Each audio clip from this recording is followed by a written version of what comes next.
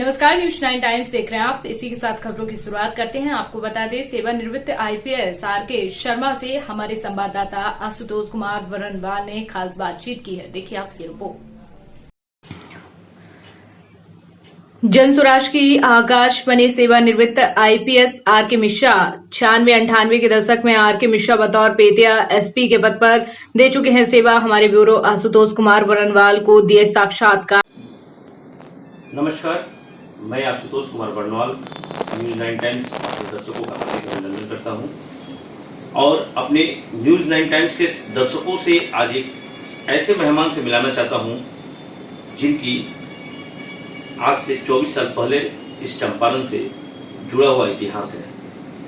वो शख्स है भारतीय पुलिस सेवा के सेवानिवृत्त अधिकारी आरके मिश्रा जी, जो कि 1998 में इसी बेतिया चंपारण में पुलिस अधीक्षक के पद पर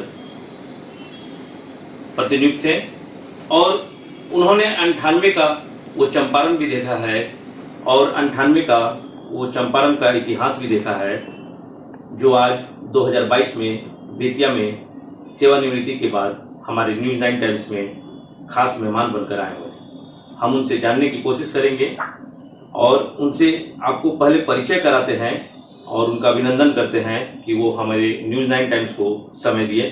सर, सबसे पहले आपको बहुत बहुत धन्यवाद कि आपने न्यूज 9 टाइम्स को मौका दिया, समय दिया, जिसके लिए हम आपको हार्दिक धन्यवाद देते हैं और अपने दर्शकों की तरफ से आपको शुक्रिया अदा करते हैं। ये मेरा सौभाग्य है, आपके दर्शकों को मेरा प्रणाम। और मुझे चंपारण में कार्य करने का मौका मिला है, पहले एसपी के रूप में, पुनः इस धरती पर आया हूँ कुछ काम करने के लिए।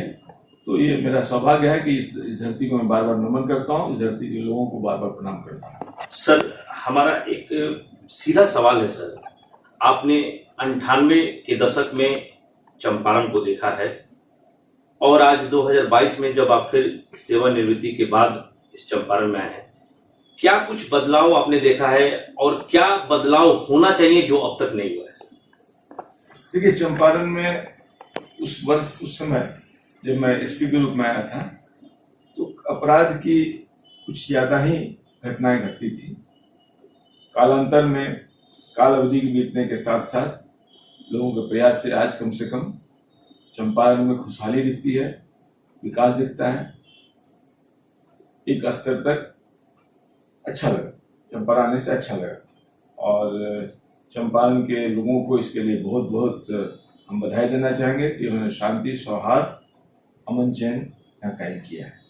सर, ऐसा लगता है कि 98 से लेकर 2022 के बीच कुछ ऐसा चीज आज तक चंपारण में नहीं हुआ, वो बदलाव नहीं हो पाया जो हो जाना चाहिए था? हमें लगता है कि चंपारण में चीनी मिल की जो समस्या उस समय थी, आज भी वो बदस्तूर जारी है।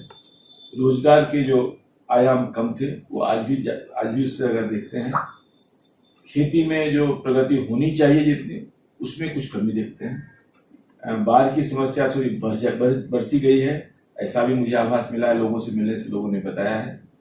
जो गंडक नदी में पत्थरों के जमाव के कारण जो सिल्टिंग हुआ, उसके कारण उसके आसपास के गाँव में हर साल कुछ न कुछ बाढ़ की समस्या हो रही है। जहाँ पहले बाढ़ नहीं आता तो वहाँ बाढ़ आ रही है। कुछ इस तरह की मूलभूत समस्याएं हैं जिससे चंपारण और पश्चिम चंपारण अछूता रहा है और मुझे लगता है कि उस दिशा में कुछ काम होना चाहिए।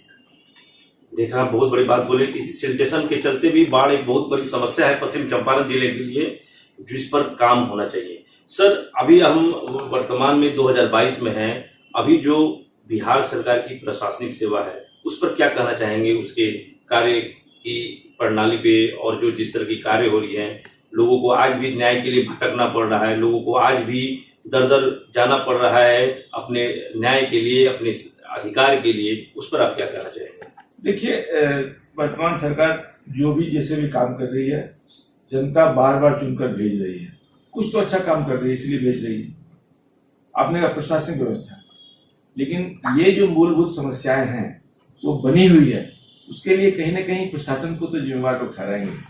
प्रशासन की भी जिम्मेवारी बनती है और लोगों का कि प्रशासन के कार्यों के प्रति उदासीनता उनके संबंध में जो शिकायतें मिल रही है खासकर भ्रष्टाचार की, ये तो चिंता का विषय है। आपने देखा बहुत अच्छा तरीका से हमारे जो सेवानिवृत्त आईपीएस अधिकारी हैं आरके मिश्रा जी ने बताया कि प्रशासनिक की जिम्मेवारी बनती है कि जनता को न्याय मिले, जनता के अधिकारों को सम्मान मिले और जनता के हर समस्याओं का निराकरण हो। एक सवाल है, आप सेवानिवृत्त हुए 2020 में, उसके बाद आप चाहते तो बहुत सारी ऐसी राजनीतिक पार्टियां हैं जो बहुत बड़े स्तर पे हैं, अच्छे जन आधार पे हैं, आपने प्रशांत किशोर के जन सुराज को ही क्यों चुना कि इसमें आप आके इसमें काम करना चाहें? देखिए, प्रशासन में जब मैं था, पुलिस सेवा में था, व्यवस्था से हमेशा संघर्ष रहा। व्यवस्था के प्रति एक नजरिया था, प्रशासन के साथ रह के, व्यवस्था के साथ रह के कार्य करने में परेशानी होती थी कि जनता के हिसाब से काम होना चाहिए, जनता के चाहत के हिसाब से काम होनी चाहिए। अंग्रेजों की व्यवस्था शासन के लिए था, शासन के लिए अंग्रेज से आए। अंग्रेज के जाने में जो सत्ता शासन में आई, उन्होंने कुछ काम तो जरूर किया, लेकिन जनता उन्मुखी नहीं किया, जनता के आकांक्षाओं को पूरा करने के लिए नहीं हुआ। गांधी जी का सपना था कि विकास के अंतिम पायदान पे जो व्यक्ति खड़ा है उसके चेहरे पर मुस्कान लाना, उसका विकास करना सरकार का दायित्व होना चाहिए। अच्छी राजनीति वही होती है। उसकी कहीं न कहीं कमी देखी गई, प्रयास हुआ, आधे मन से हुआ। प्रशांत जी ने जिस जनसुराज की बात की है, जनसुराज के 3 हमारे स्तंभ हैं, सही लोग, सही सोच और सामूहिक प्रयास। आज का लोकतंत्र पार्टी तंत्र में तब्दील हो गया है। पार्टी की महत्ता, पार्टी के कुछ नेताओं की महत्ता, उनकी जो इच्छा आकांक्षा है परिवार के संबंध में, किसी और भी चीज से को लेकर, तो लोकतंत्र कहीं न कहीं खोसा गया है। जनसुराज में पीपुल्स गुड गवर्नेंस की बात है, जनता के आकांक्षाओं को पूरा करने के लिए, जनता की आकांक्षा के शासन को पूरा करने के लिए प्रयास होना है। इसीलिए मुझे प्रशांत किशोर जी की जनसुराज की जो धारणा है, जो गांधी जी के बेस्ट पॉलिटिक्स राइट एक्शन के आधार पे है, पसंद आया। और जो बातें मेरे मन में सेवा काल में होती थी कि व्यवस्था में ये सब परिवर्तन होना चाहिए था, होना चाहिए, नहीं हो रहा था, जनसुराज से मुझे लगता है कि इस दिशा में एक अच्छा सार्थक प्रयास हुआ, इसीलिए मैंने इसके साथ जुड़ा। सर, चूंकि यहाँ पर 1998 में आईपीएस अधिकारी के तौर पे पुलिस अधीक्षक बेतिया के रूप में प्रतिनियुक्त थे, हम उनसे जानना चाहेंगे कि उस दशक में उनकी कुछ खट्टी मीठी यादें इस चंपारण से कुछ खास रही होगी, जो हम चाहेंगे कि हमारे दर्शकों को शेयर करें। सर, आपसे निवेदन है कि आप चंपारण में जब प्रतिनियुक्त थे तो आपकी कुछ खट्टी मीठी यादें जरूर रही होंगी, उसको आप शेयर करें हमारे दर्शकों से। खट्टी कोई याद नहीं थी, सारी यादें मीठी थी कि मैंने जो भी काम किया पुलिस के रूप में, अपराध नियंत्रण के लिए, जमीन को अतिक्रमण मुक्त कराने के लिए, बेतिया राज के हजारों बीघा की जमीन को कुछ लोग कब्जा करके उसमें गन्ना लगाए थे, उसको हम लोगों ने नियम के आधार पे गन्ना को काट कर बेतिया राज के नाम से मजूलिया मिल में, चीनी मिल में जमा करवाया और लोगों का उसमें बहुत श्रेय मिला, प्यार मिला, सम्मान मिला, आदर मिला, सहयोग मिला।